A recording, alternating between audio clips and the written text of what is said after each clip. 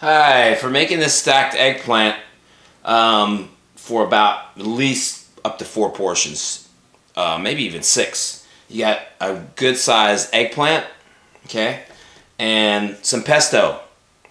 Buy the pesto like a 4 ounce. This is a 7 ounce container of pesto. At least 3 to 4 portabella mushrooms. Gotta have that.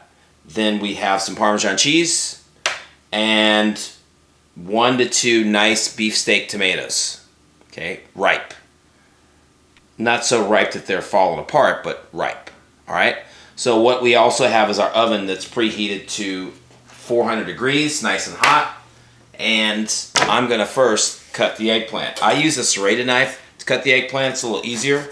So you're gonna do it in 1/4 inch slices. We're leaving the skin on.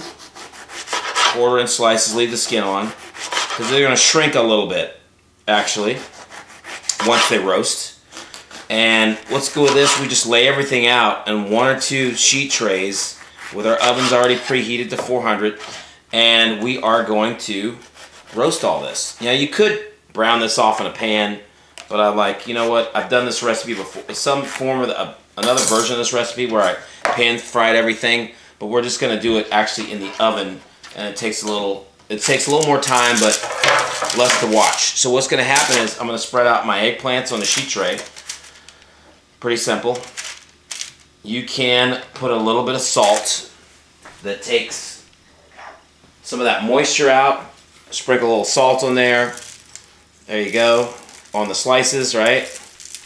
Then our portabellas, we just rinse them off, and we're going to lay these on the sheet tray too, just like that.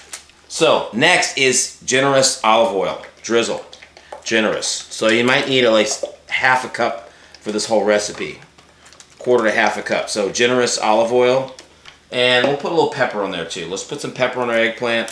We'll put pepper and salt on our portabella mushrooms, all around there, right? Put a little salt on our portabella mushrooms too. And our oven is preheated, and we're gonna put this in the oven. All right. All right, so oven's preheated at 400. We're gonna put it in.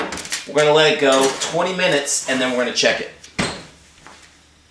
While our eggplant or our mushrooms are in the oven, we're gonna slice nice 1/8 of an inch slices of our tomato and have this set aside.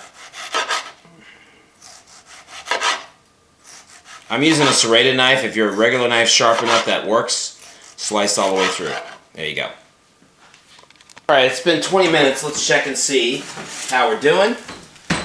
All right, so our eggplant is nice and soft. We want to flip that over and see how we're doing on the other side.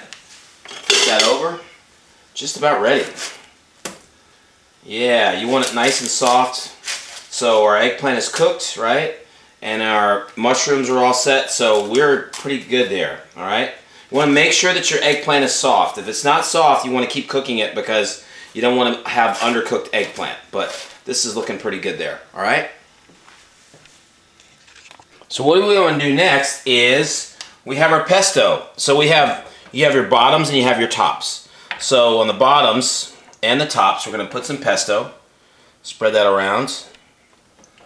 And just a nice layer, like you're spreading peanut butter or something like that, right? Just like that. Okay, your tops and bottoms. Some are going to be bigger than others.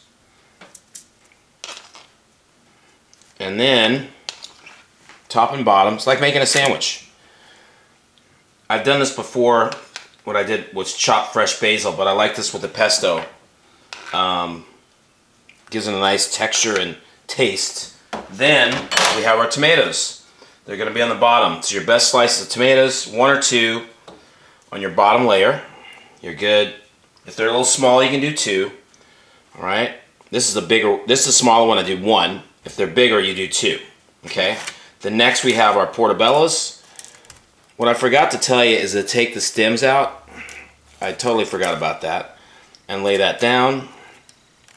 Take the stems out. That's hot. There you go.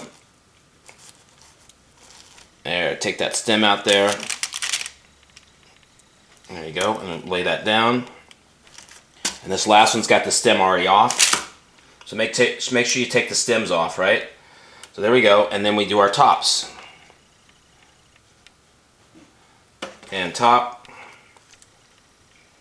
And again, you know, let them cool down again. I'm used to touching stuff really hot right away. So then what we're going to do is, we have Parmesan on the top. So you're going to sprinkle your Parmesan on the top generously. We're going to put these back in the oven for literally like 5 minutes. There's our Parmesan on the top. Okay, sprinkle that around. Nice. All right, so we're going to put these back in the oven for 5 minutes, and we're going to be good to go.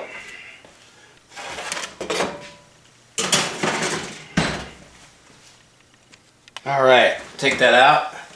There we go. And I left my knife in there, isn't that funny? So you have your nice Parmesan cheese on top there, and then what you're going to do is just basically scoop up your layers, right, on your plate, just like that. Make sure you get right underneath. Now, these can cool down and you can eat them a day or two afterwards, but nice and hot, they're great because you can literally have a side salad with them, or you can have them as just an entree by itself.